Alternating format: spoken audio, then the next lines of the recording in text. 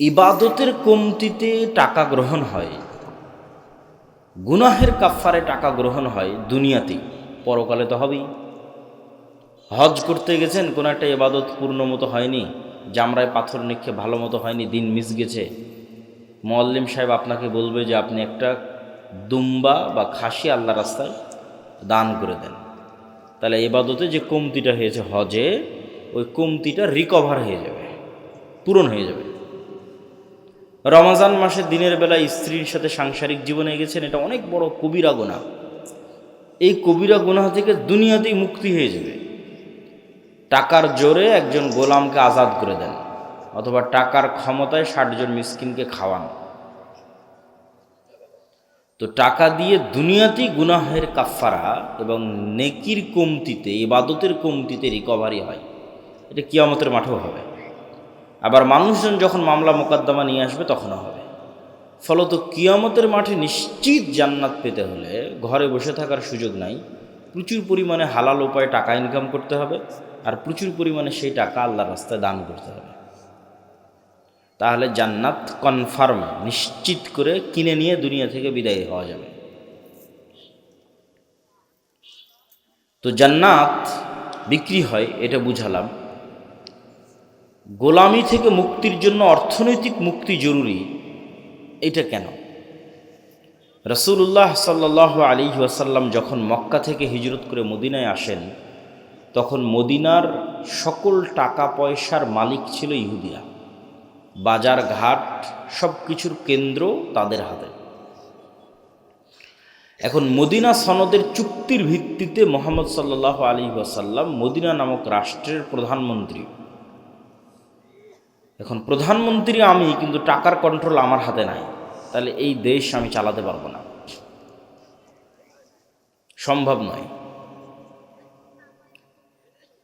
ওটাকে বলা হয় ঢাল নাই, তলোয়ার নাই, নিধিরাম সর্দার।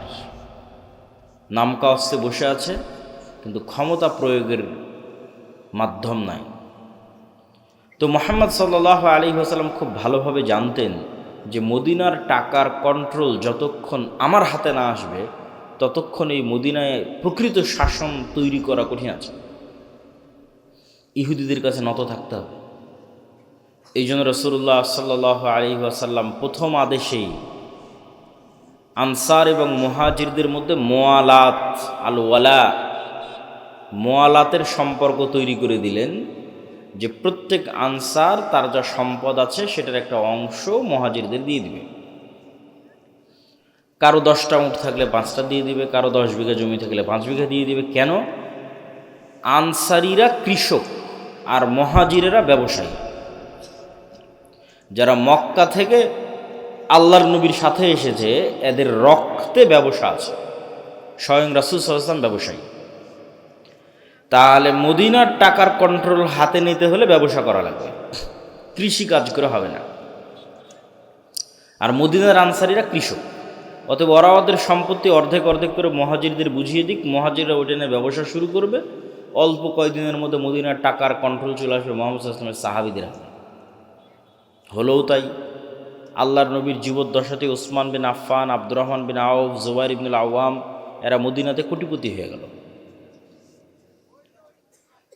এবং টাকা দিয়ে যে গোলামি থেকে মুক্তি হয়, রাসূলুল্লাহ সাল্লাল্লাহু আলাইহি ওয়াসাল্লাম যখন মসজিদে নববীর জায়গা নির্ধারণ করলেন, তখন এই মসজিদে নববীর সামনে একটা কুয়া ছিল, যে কুয়ার মালিক ইহুদি। এখন আজকেই সৌদি আরবের সবচেয়ে বড় সমস্যা পানি। তাদের 1500 বছর আগে পানির কি প্রয়োজন ছিল মরুভূমির দেশে, আর মুসলমানদেরকে ওযু করা লাগে 5 বার। তো মুহাম্মদ সাল্লাল্লাহু আলাইহি ওয়াসাল্লাম কি ইহুদির কাছে নত হয়ে বলতে হবে, বাবা ইহুদি, আমার মুসলমানেরা তো ওযু করবে, তো তোমার কুয়াটা একটু ব্যবহার করতে দিতে হবে, একটু দিবা?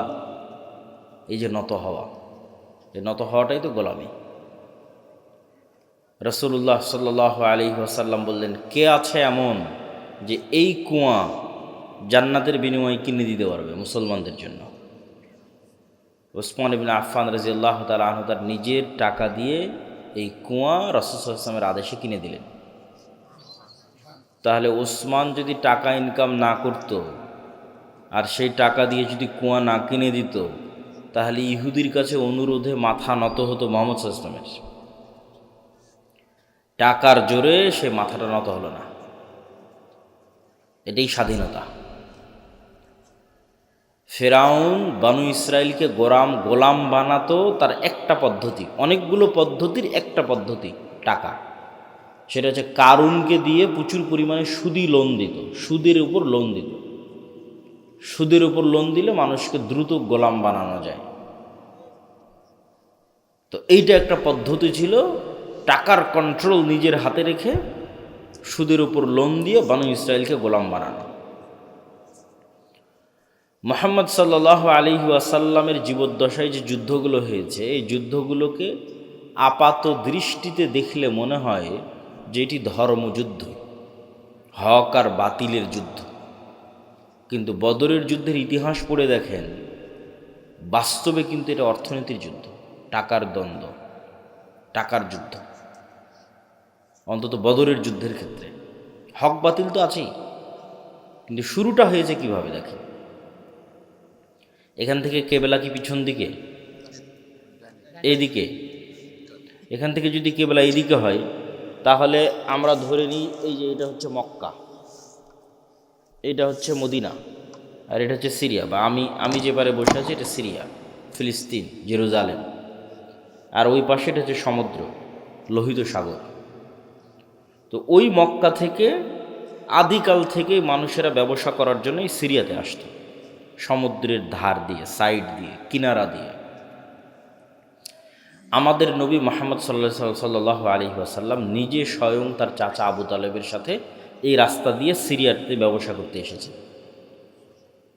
তো এখন মুহাম্মদ সাল্লাল্লাহু আলাইহি ওয়াসাল্লাম যখন মক্কা থেকে হিজরত করে মদিনায় চলে আসলেন, মদিনায় আসার পরে তিনি ওই যে ব্যবসায়িক রাস্তা, ওই যে ব্যবসায়িক রুট, ওই ব্যবসায়িক রুটটা বন্ধ করে দিলেন।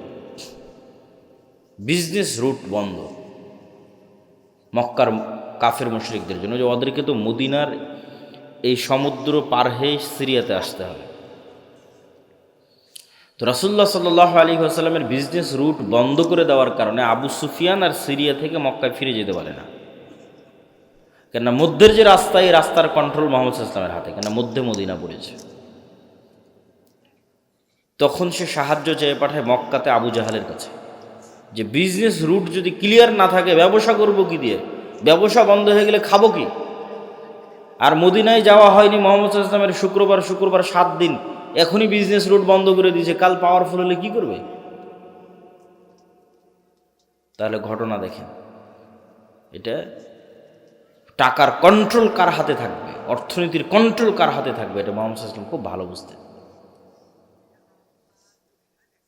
তখন যুদ্ধ হলো বদরের। এই জন্য বদরের যুদ্ধ মদিনার মধ্যে হয়নি, বদরের যুদ্ধ হচ্ছে সমুদ্রের ধারে, মদিনা থেকে 250-300 কিলোমিটার দূরে। এত দূর চলে গেছে রাসূল সাল্লাল্লাহু আলাইহি ওয়াসাল্লামের সাহাবীরা বিজনেস রুট বন্ধ করার জন্য, মদিনা থেকে 300 কিলোমিটার দূরে, সমুদ্রের ধারে। আপনাদের কারো যাওয়ার সুযোগ হলে দেখবেন যে মদিনা থেকে কত দূরে বদর, সমুদ্রের ধারে। তো সম্মানিত উপস্থিতি, টাকা অর্থনীতি গোলামি থেকে মুক্তির একটা মাধ্যম। দুঃখজনক হচ্ছে আজকের মুসলমানেরা, এটা আজকের মুসলমানদের যে স্বভাব এবং বৈশিষ্ট্য, এটা আজ থেকে 1400 বছর আগের মুসলমানদের স্বভাব এবং বৈশিষ্ট্য ছিল না। আল্লামা ইকবাল লিখেছেন, নাহি মাকাম কি খুগর তবিয়তে আজাদ, হাওয়ায়ে সাইরে মিসালে নসিম পয়দা কর। যে মুসলমানেরা কখনো এক দেশ, এক এলাকা, এক গ্রাম, এক কাজ, নির্ধারিত কোনো কিছুর কোনোদিন মুখাপেক্ষী ছিল না। মুসলমানেরা হচ্ছে সকালের প্রবাহিত বাতাসের মতো, যার কোনো বর্ডার নাই, যার কোনো সীমানা নাই। রাসূলুল্লাহ সাল্লাল্লাহু আলাইহি ওয়াসাল্লামের সাহাবীদের বেশিরভাগ 90% নিজ এলাকা, নিজ গ্রাম, নিজ দেশে মরেনি। কেন? এরা নির্ধারিত কাজ, নির্ধারিত পেশা, নির্ধারিত দেশ নিয়ে কোনোদিন পড়ে থাকেনি, সকালের প্রবাহিত বাতাসের মতো। জীবিত কওমের আলামত এটাই যে তাদের সকাল এবং সন্ধ্যা পরিবর্তন হয়, আর মৃত কওমের আলামত এটাই যে তাদের সকাল এবং সন্ধ্যা এক থাকে। প্রতিদিন সকালবেলা উঠলাম, মাঠে গেলাম, কাজ করলাম, বাড়িতে আসলাম। প্রতিদিন সকালবেলা উঠলাম, অফিসে গেলাম, কাজ করলাম, বাড়িতে আসলাম।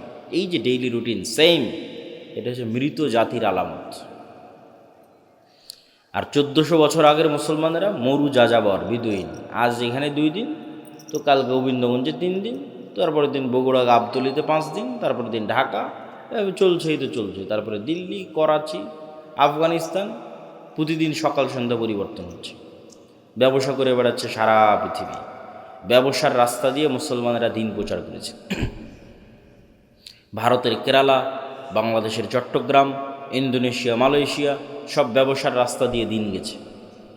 মুসলমানদেরকে চাকরি করা, গোলামি, নৌকরি, নৌকার, চাকর, এটা শিখিয়েছে ইউরোপিয়ানরা। মুসলমানদের গতি এটা ছিল না। মুসলমানদের গতি হচ্ছে টাকা ইনকাম করতে হবে, দিনের দাওয়াত দিতে হবে, ব্যবসা করতে হবে। এই জন্য দিনের কাজে অর্থের খুব প্রয়োজন।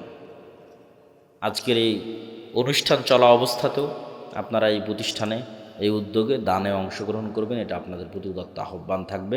আল্লাহ কবুল করুক, বলেন আল্লাহুম্মা আমিন। তাহলে আমাদের বক্তব্যের বিষয়, মুসলমানেরা গোলামি থেকে বাঁচবে কিভাবে।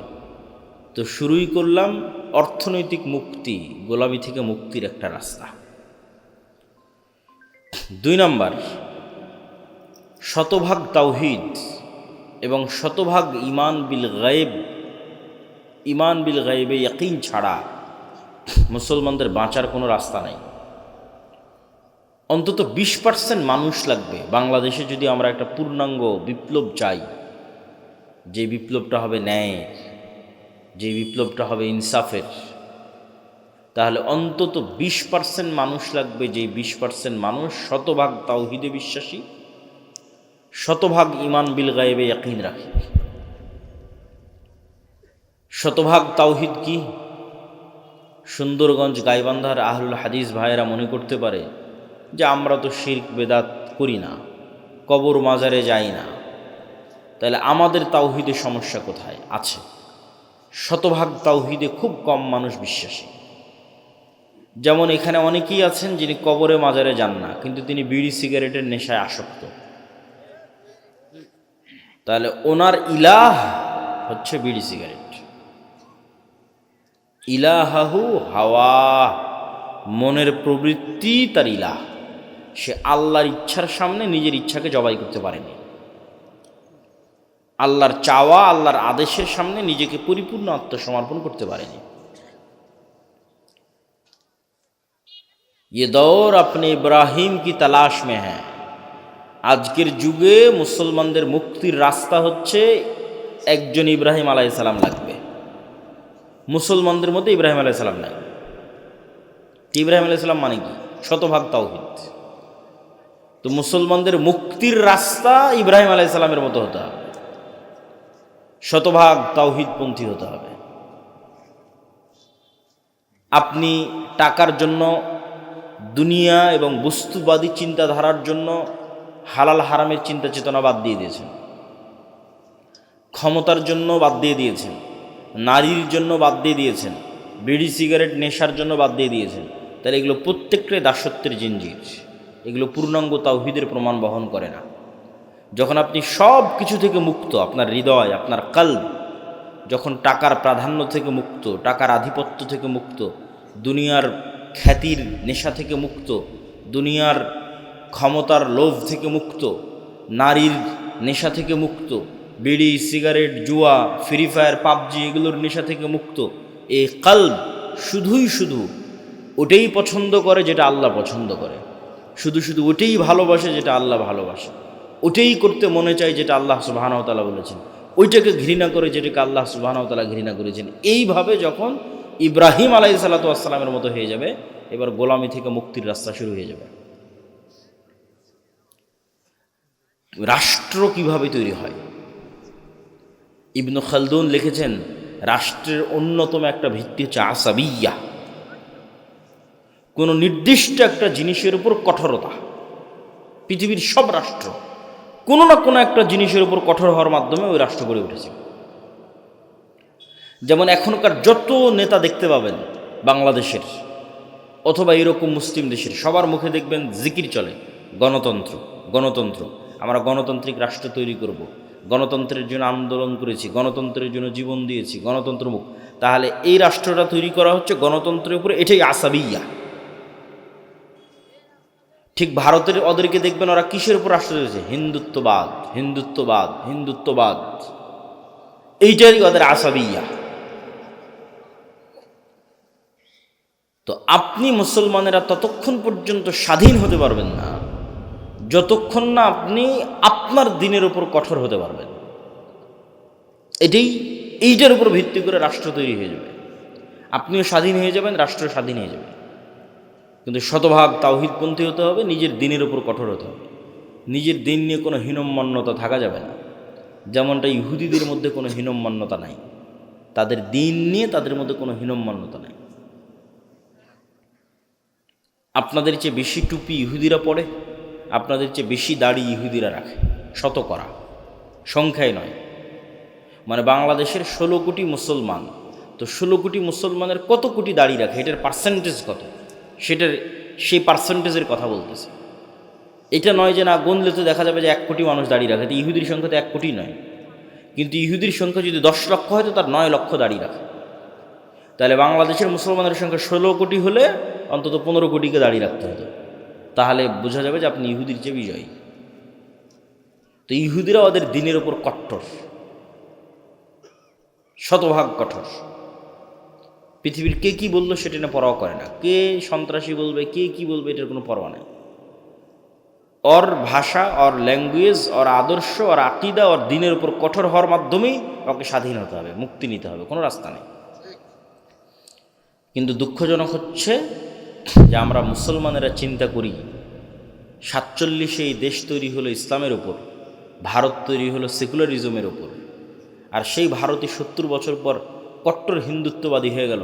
আর 70 বছর পর আমরা কি বলছি, যে আমরা সেকুলার, আমরা ধর্মনিরপেক্ষ, আমি অনেক ভালো, আমি মৌলবাদের সাথে নাই, আমি ইসলামের সাথে নাই। এটাই তো দাসত্ব, এটাই তো গোলামি।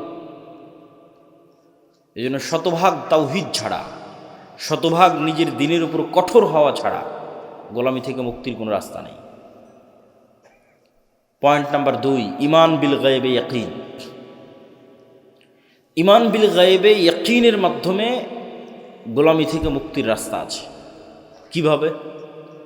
মনে করেন আজকে আপনারা আমাকে বাংলাদেশের ক্ষমতা দিয়ে দিলেন, বাংলাদেশের ক্ষমতায় যাওয়ার পর আমি কালকে ঘোষণা দিয়ে দিলাম এই দেশ শতভাগ ইসলামী রাষ্ট্র। ঘোষণা দেওয়ার 1 সেকেন্ডের মধ্যে ভারত এবং আমেরিকা বাংলাদেশকে বয়কট করবে অর্থনৈতিকভাবে। অর্থনৈতিকভাবে বয়কট করার পর বাংলাদেশে এখন যে সুযোগ সুবিধা আপনারা ভোগ করতেছেন, সেই সুযোগ সুবিধার ভোগ করতে পারবেন না। এই বিদ্যুৎ আর থাকবে না, থাকবে অনেক অল্প, হয়তো 20%, যতদিন না পূর্ণাঙ্গ উৎপাদন না করা হয়েছে। ভারতের আদানির লাইন বন্ধ করে দেবে, আরও কত কি, রাশিয়ারটাও বন্ধ হয়ে যেতে পারে, সব বন্ধ হয়ে যাবে। বিদেশ থেকে ডলার আসবে না, ইউরো আসবে না, প্রবাসীদের ধরে ধরে পাঠিয়ে দেবে, অনেক কিছু। গার্মেন্টসে ক্রয় আদেশ বাতিল হয়ে যাবে। আপনার গাইবান্ধার কত মানুষ গার্মেন্টস থেকে ইনকাম করতেছে, আর ইনকাম পাবে না, বাড়ি ফেরত চলে আসবে। তো যখন দেখবেন যে এরকম ভয়ঙ্কর ম্যাসাকার চলতেছে, আপনি বলবেন যে রাখো তোমার দিন, রাখো তোমার ইসলাম, নামাও আবদুল্লাহকে, দরকার নাই, এর চেয়ে আগেরটাই ভালো ছিল। এটাই বাস্তবতা। তাহলে কখন ইসলামের বিজয় সম্ভব হবে? যখন অন্তত 20%, বাংলাদেশের অন্তত 20 থেকে 30% মানুষের ঈমান বিল গায়বে ইয়াকিন থাকবে। ঈমান বিল গায়ব কি? ঈমান বিল গায়বের একটা বড় পার্ট হচ্ছে পরকাল।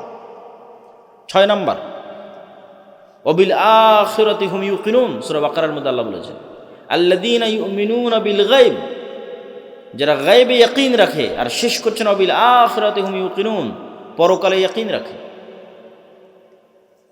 তো পরকালে ইয়াকিন রাখা মানে কি? পরকালকে ভিজুয়ালাইজ করতে পারা, দেখতে পাওয়া। মুসলমানদের জীবন পরকাল ভিত্তিক। পরকালকে যতক্ষণ আপনি চোখ বন্ধ করে দেখতে না পাবেন, বারজাখী জীবনকে যতক্ষণ দেখতে না পারবেন, ততক্ষণ আপনি এই দুনিয়ার মোহ থেকে বের হয়ে আসতে পারবেন না। আর যতক্ষণ এই দুনিয়ার মোহ থেকে বের হয়ে আসতে না পারবেন, ততক্ষণ আপনাকে দিয়ে বিজয় হবে না। আল্লাহ সুবহানাহু ওয়া তাআলা কোরআন মাজিদে বলছেন, আম হাসিবতুম আন তাদখুলুল জান্নাহ ওয়ালাম্মা ইয়াতিকুম মাসালুল লাযীনা খালাউ মিন ক্বাবলিকুম মাসসাতহুমুল বা'সা ওয়াদ-দাররা ওয়াজুলজিলু হাত্তা ইয়াকুলার রাসূলু ওয়াল্লাযীনা আমানু মা'আহু মাতা নাসরুল্লাহ। জান্নাত কি তোমাদের মামার বাড়ি? জান্নাত কি তোমাদের নানির বাড়ি? এখন পর্যন্ত সেই জুলুম, সেই অত্যাচার সহ্য করলো না। যেই জুলুম, যে অত্যাচার তোমাদের পূর্বে যারা চলে গেছে তারা সহ্য করলো। তারা কি সহ্য করেছে? সূরা বুরুজে আল্লাহ বলছেন, ওয়ামা নাকামু মিনহুম ইল্লা ইউমিনু বিল্লাহিল আজিজিল হামিদ। পুরো একটা এলাকার মানুষকে আগুন জ্বালিয়ে পুড়িয়ে দেওয়া হচ্ছে এবং ওই এলাকার মানুষেরা স্বেচ্ছায় আগুনের মধ্যে ঢুকে যাচ্ছে। তাদেরকে শর্ত দেওয়া হয়েছে, হয় ঈমান পরিত্যাগ করো, না হয় আগুন রেডি আছে। তাহলে একটা পুরো সুন্দরগঞ্জের সকল মানুষ স্বেচ্ছায় কিভাবে আগুনে পুড়ে মারা যেতে পারে? একটাই রাস্তা আছে। সুন্দরগঞ্জের মানুষ যেদিন দেখতে পাবে সামনে যে আগুনটা জ্বলতেছে, এটা জান্নাত। এটা কিসের আগুন? এটা জান্নাত।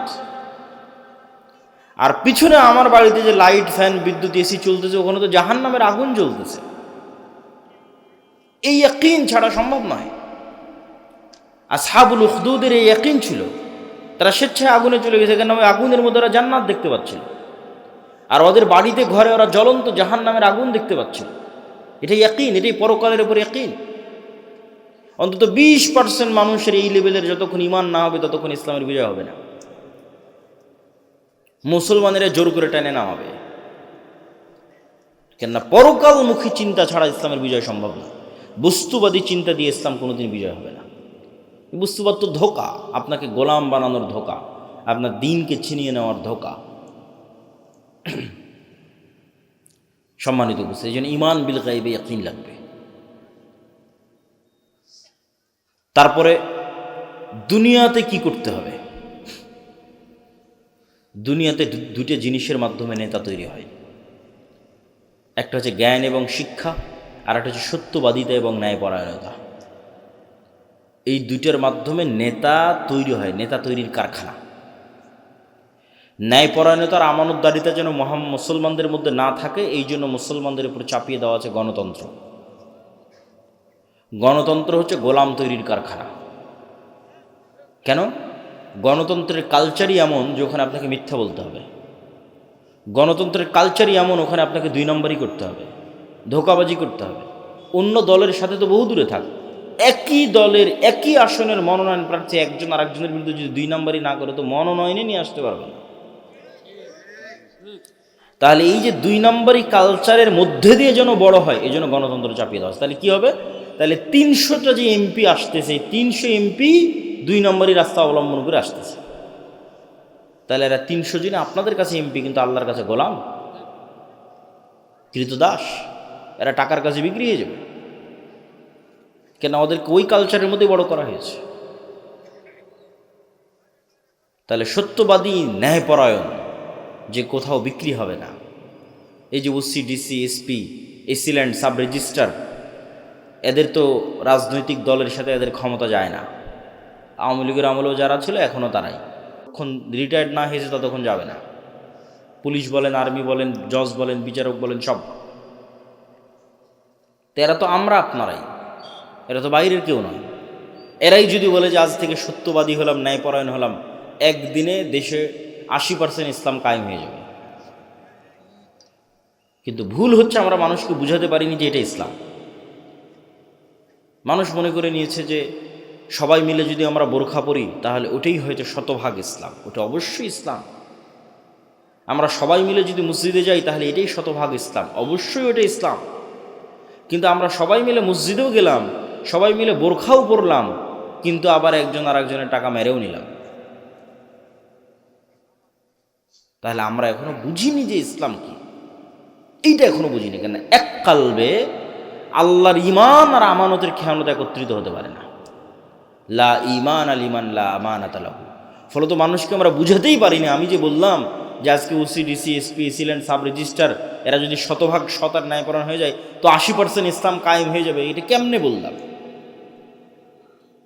কেননা রাষ্ট্রে ইসলামের ট্রাম্প কার্ডই হচ্ছে, রাষ্ট্রে ইসলামের বিজ্ঞাপনই হচ্ছে ন্যায়, ন্যায়পরায়ণতা, ন্যায় বিচার, সত্যবাদিতা। এটা মুহাম্মদ সাল্লাল্লাহু আলাইহি ওয়াসাল্লাম মার্কেটিং করে গেছে ঈসা আলাইহিস সালামের জন্য, যে ঈসা আলাইহিস সালামের পূর্বে পৃথিবী জুলমে ভরা থাকবে।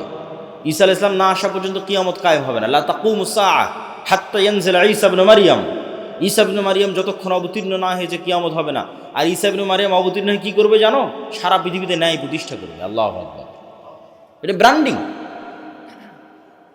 রাসূল সাল্লাল্লাহু আলাইহি ওয়াসাল্লাম এটা বলেনি যে ঈসা ইবনে মারইয়াম অবতীর্ণ হয়ে সারা পৃথিবীর সব মানুষকে বাধ্যতামূলক সালাত আদায় করাবেন। মানুষ সালাত আদায় করবেই, কিন্তু রাষ্ট্রে ইসলামের ব্র্যান্ডিং কি? রাষ্ট্রে ইসলামের ব্র্যান্ডিং হচ্ছে ন্যায়। তো ওই OC, DC, SP, AC land, sub registrar এরা এমন ইসলাম বুঝলো যে এরা এখন মানুষের টাকা মেরে নিয়ে হজ করে, ঘুষ নিয়ে মসজিদে দান করে, প্রশ্ন ফাঁসের টাকা দিয়ে মাদ্রাসায় দান করে। তাহলে আমরা কি ইসলাম বুঝালাম বলেন মানুষকে? এটার সাথে যে ইসলামের কোনো সম্পর্ক নাই, এটা যে মুনাফিকি, এটা তো আমরা বুঝাতে পারলাম না। এইটার তো দিনের সাথে ঠাট্টা আছে, এটা তো মুনাফিকি আছে। ধরেন একজন মানুষ হারাম নয় হালাল টাকা দিয়ে দান করল, একজন মানুষ 5 ওয়াক্ত সালাত জামাতে মসজিদে আদায় করলো, রাতে তাহাজ্জুদের সালাত আদায় করলো, তবুও ওই রাতে তাহাজ্জুদ সালাত আদায়কারীর চেয়ে আর আল্লাহর রাস্তায় হালাল টাকা দানকারীর চেয়ে ওসি যদি শুধু তার নিজ চেয়ারে বসে ন্যায় প্রতিষ্ঠা করতে শতভাগ, ওইটা বেশি নেকির কাজ ছিল। এইটাই তো বুঝাতে পারলাম। এটা রাসূল সাল্লাল্লাহু আলাইহি হাদিস, সাবআতু ইউযিল্লুহুমুল্লাহু ইয়াওমা লা যিল্লা ইল্লা যিল্লুহু। 7 শ্রেণীর মানুষকে আল্লাহ আরশের ছায়া দিবেন, তার 1 নম্বরে জায়গা দেওয়া আছে ন্যায়পরায়ণ দায়িত্বশীল। বাকি নামাজি দানকারী এদেরকে 2, 3, 4 জায়গা দেওয়া আছে। আর 1 নম্বরে জায়গা দেওয়া আছে যে নিজ দায়িত্বে শতভাগ ন্যায়পরায়ণ। তাহলে OC, DC, SP, AC land, sub registrar এদেরকে আমরা বুঝাতে পারলাম না যে তুমি তো যে পাগলামি করতেছো ওটা তো মুনাফিকি, ওটা তো করার দরকারই নাই। তুমি এই যে দায়িত্ব বসে আছো এটাই শতভাগ ন্যায়ের সাথে যদি তুমি পালন করতে পারো, তাহলে তুমি কি পালন করতেছো জানো? রব্বুল আলামিনের গুণে গুণান্বিত হচ্ছ। রব্বুল আলামিন আল্লাহ, তার সবচেয়ে বড় গুণ হচ্ছে তিনি ন্যায়পরায়ণ, জুলম করেন না। মানুষ হয়ে তুমি মানুষের উপর শতভাগ ন্যায় করতেছো, দিস ইজ এ মিরাকল। মানুষ হয়ে তুমি রব্বুল আলামিনের যে গুণ, যে উনি কারো উপর জুলুম করবেন না, সেটা তুমি বাস্তবায়ন করছো। এটা অনেক মহৎ গুণ, বিশাল গুণ, কিন্তু এটা আমরা মানুষকে বুঝাতে পারলাম না। ইসলাম কি এটা মানুষকে বুঝাতে আমরা ব্যর্থ। তাহলে সত্যবাদিতা, ন্যায়পরায়ণতা ছাড়া নেতা হওয়ার কোনো সুযোগ নাই। আর সত্যবাদী ন্যায়পরায়ণ মানুষ যেন বের না হয়ে আসে, এই জন্য গণতন্ত্র। এই গণতন্ত্রের ফাঁক দিয়ে যদি কেউ সত্যবাদী ন্যায়পরায়ণ বের হয়েও আসে, তাহলে ওসমান হাদির মতো গুলি করে হত্যা করা হবে। কেন? ওটার ওজন বহন করতে পারবে না রাষ্ট্র। আধিপত্যবাদী শক্তি ওইটার ওজন বহন করতে পারবে না। আর শিক্ষা এবং জ্ঞান, আল্লাহ পৃথিবীকে যেই ফাংশনের উপর তৈরি করেছেন, সেই ফাংশনের মধ্যে এইটাই আছে যে শিক্ষা এবং জ্ঞানের বাটন যে চাপ দিবে সে নেতা হবে। এখন সুন্দরগঞ্জের যুবকেরা যদি সব free fire, PUBG, TikTok, IPL, BPL এগুলো নিয়ে ব্যস্ত থাকে, সময় নষ্ট করে, মদ, জুয়া, গাঞ্জা নিয়ে ব্যস্ত থাকে, আর ইউরোপ আমেরিকার ইহুদি খ্রিস্টানের সন্তানেরা যদি জ্ঞান অর্জন করে, তো আল্লাহ বলবে না এই ইহুদি খ্রিস্টান তোদের নেতা বানাবো না, আমার সুন্দরগঞ্জে কিছু মদখোর, জুয়াখোরকে নেতা বানাবো। এটা আল্লাহ করবেন না। আল্লাহ নিজের তৈরি করা রুলস ভাঙ্গেন না। ওই ইহুদি খ্রিস্টানের নেতা হয়ে যাবে। আর এই সুন্দরগঞ্জের মদখোর, জুয়াখোর মুসলমান হওয়ার পরও গোলাম থাকবে। কেন? আমার পায়ে গোলামির জঞ্জির সে নিজে বেঁধেছে, কিছু করার নাই। আল্লাহ এই সিস্টেম তৈরি করেছে যে জ্ঞানে নেতা হওয়া যায়। কেন বলেন তো? আল্লাহ নিজে সবার চেয়ে জ্ঞানী। আদম আলাইহিসসালাতু ওয়াসসালামকে জ্ঞান দিয়ে আল্লাহ সম্মান দিয়ে ফেরেশতা এবং জিন দিয়ে সিজদা করিয়েছে। ইবলিস করেনি, ইবলিস বোঝেইনি, ইবলিসের প্রশ্নই ভুল। ইবলিস প্রশ্ন করেছে আমি তো আগুনের তৈরি। আরে পাগলা, আগুনের তৈরি আর নূরের তৈরি এগুলো তো কথা নয়, জ্ঞান তো তোমার চেয়ে বেশি। আদম আলাইহিসসালাতু ওয়াসসালামকে জ্ঞান দেওয়া হয়েছে তোমার চেয়ে বেশি, নাহলে তোমার আগুনের চেয়ে নূরের তৈরি ফেরেশতা তো আরও শ্রেষ্ঠ। নূরের তৈরি ফেরেশতা কি জন্য সিজদা করতেছে, আর তুমি আগুনের তৈরি হয়ে কি বলতে চাও, কি বুঝাতে চাও? জ্ঞানই শ্রেষ্ঠত্ব, জ্ঞানই ক্ষমতা।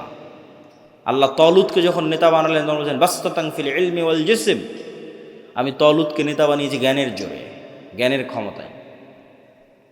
কিন্তু আজ মুসলমানদের সাথে জ্ঞানের কোনো সম্পর্ক নেই, বই পুস্তক পড়ার কোনো সম্পর্ক নাই। তাহলে কীভাবে নেতা হবেন?